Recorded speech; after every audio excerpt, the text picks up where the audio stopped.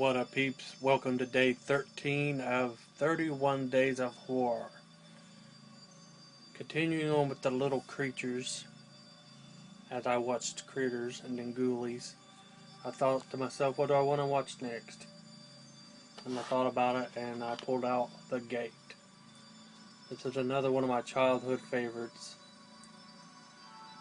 I always had this one memory that stuck with me from past when I was a kid. I'm trying to remember a horror movie that I watched when I was a kid that had this scene. There's this kid who loves model rockets that you build, and there's this big monster in this movie, and he shoots his rocket at the big ass monster. And then as an adult, I figured it out. It was The Gate, so I got myself a copy. I've been watching it every year, go back to it.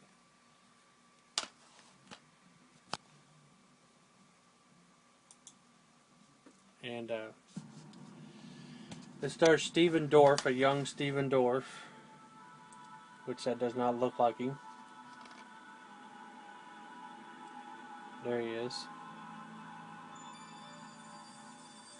And there's his best friend named Terrence. Stephen's name is Glenn. They hang out a lot. Terrence spends the night with him a lot because his dad's never home. And some reason,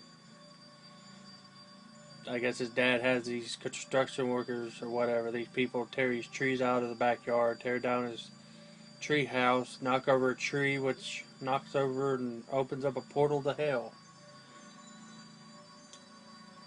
And they find some kind of like piece of a comet or whatever you call it.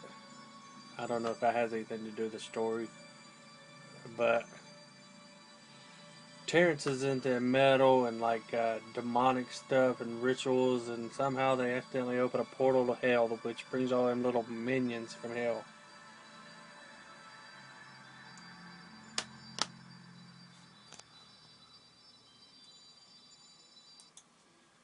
And anyway, to better sum it up quickly, read these couple little things on IMDb. Two young boys accidentally release a horde of nasty pint-sized demons from a hole in the suburban backyard. What follows is a classic battle between good and evil as the two kids struggle to overcome a nightmarish hell that literally begins to take over the earth. The removal of an old tree in Glenn's backyard reveals a large and mysterious hole. Glenn and his sister Al are left to look after themselves for 3 days when their parents go away. This is when strange things begin to happen. All of them centered around the hole. And yeah, this re-release artwork sucks.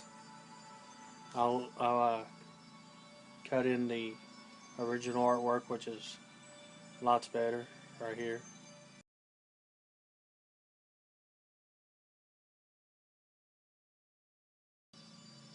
And yeah, that artwork is a lot cooler.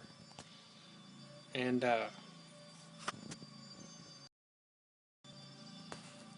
I also watched The Gate 2, which I had to stream, because if you look at this ridiculous shit, I don't own it because $85.63 or VHS for $28.50. Right.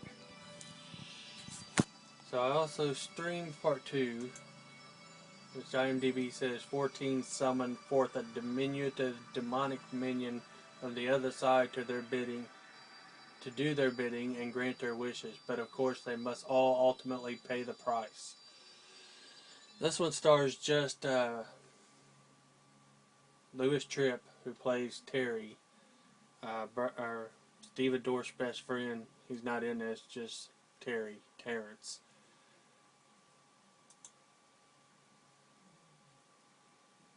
And still into witchcraft shit, demonic stuff, whatever it is. And he figures he'd try to still wants to mess around with that shit, and figured he would summon the demons back again to try to make his life better or something, try to help his dad get off being an alcoholic and get a better job. And And he meets this girl and her two friends, her boyfriend and his friend, and they're dumbasses. And the girl talks him into doing shit like wishing for a car and lots of money. And then the other two guys steal this demon from him and start wishing for shit like it's a little imp or genie. And they wish for lots of money. Turns out the stuff, you only get to enjoy it for a small period of time, then it turns into shit. Literal shit.